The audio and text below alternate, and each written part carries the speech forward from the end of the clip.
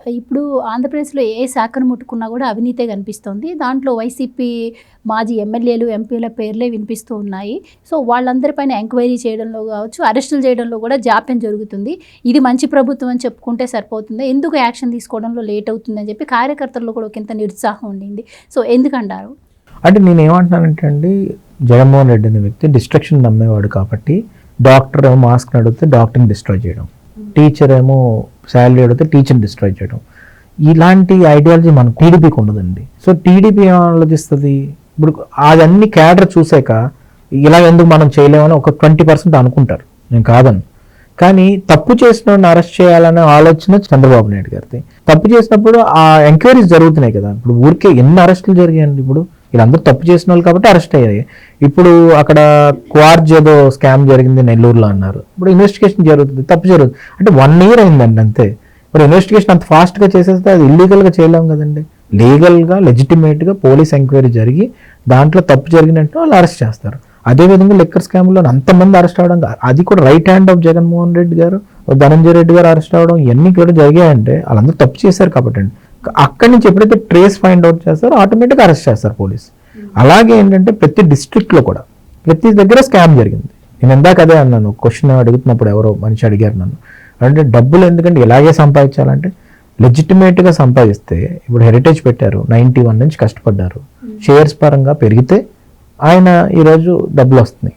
అలాగా 91 అంటే ఇప్పటికి ఎన్ని డెకేడ్స్ అండి, 2 decades అయింది. సో అంత కష్టపడితే డబ్బులకు వస్తారు. వీళ్ళు అలా కాదే, రాత్రి ఏదో చేసేద్దాం, జనాల్లో దోచేద్దాం, జనాల మీద సంపాదిద్దాం అని అనుకునేవాడు పొలిటీషియన్ కాదండి, తను డిస్ట్రాక్టర్ అవుతాడు. అలాగే బిజినెస్ చేసేవాడు కాదు తను. సో నీకేమైనా దమ్ము ఉంటే మంచి బిజినెసెస్ చేసుకోవాలి. ఇప్పుడు సాక్షి బిజినెస్ అనేది, లేకపోతే ఏంటి ఆ బిజినెస్ ఏంటో ఒక పేరు ఉంటుంది కదండి, ఆ పేరు లేదు, ఏమనంటే జనాల మీదకి వెళ్ళిపోవాలి ఫస్ట్. కాబట్టి నేను ఏమన్నానంటే ఈ లిక్కర్ స్కామ్ అనేది చిన్నది కాదండి.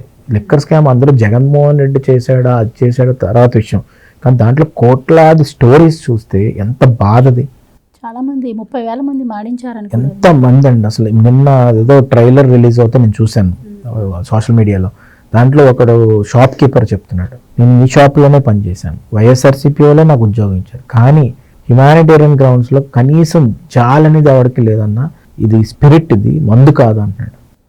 అది ఇచ్చినప్పుడైనా అనిపించాలి కదండి, అంత డేంజరస్ కెమికల్స్ ఉన్నాయి దీంట్లోనే, చచ్చిపోతారు జనం. అదేం లేకుండా ఉండేవాడు మనిషిలాగా అవుతాడండి. సో అందుకు నేను ఏమన్నానంటే అసలు ఆ పార్టీ కంప్లీట్ క్లోజ్ అయిపోద్ది, దాంట్లో డౌట్ లేదు. ఎందుకంటే మందు మీద వ్యాపారం చేసి మందు మీద సంపాదించాలనుకోవడం. జగన్మోహన్ రెడ్డి గారు మద్యం స్కామ్ చేశారంటారా?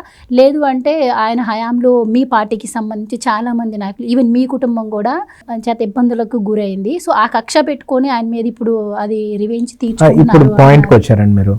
ఇప్పుడు జగన్మోహన్ రెడ్డి గారి మీద ఆరోపణ ఏంటి, లిక్కర్ స్కామ్ చేశారు, ఇంకో స్కామ్ చేశారు, ఇంకో స్కామ్.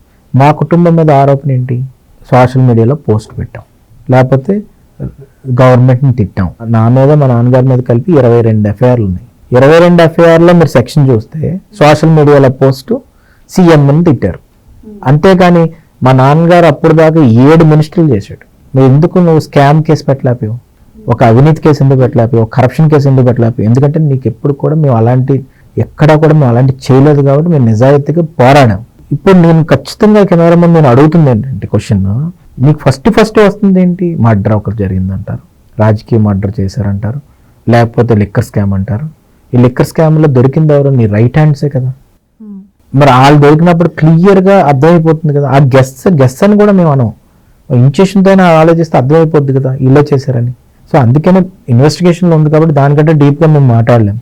ఇన్వెస్టిగేషన్ జరిగాక ఆటోమేటిక్గా కల్ప్రిట్స్ బయటకు వచ్చేస్తారు. Please subscribe to Leo news for more videos.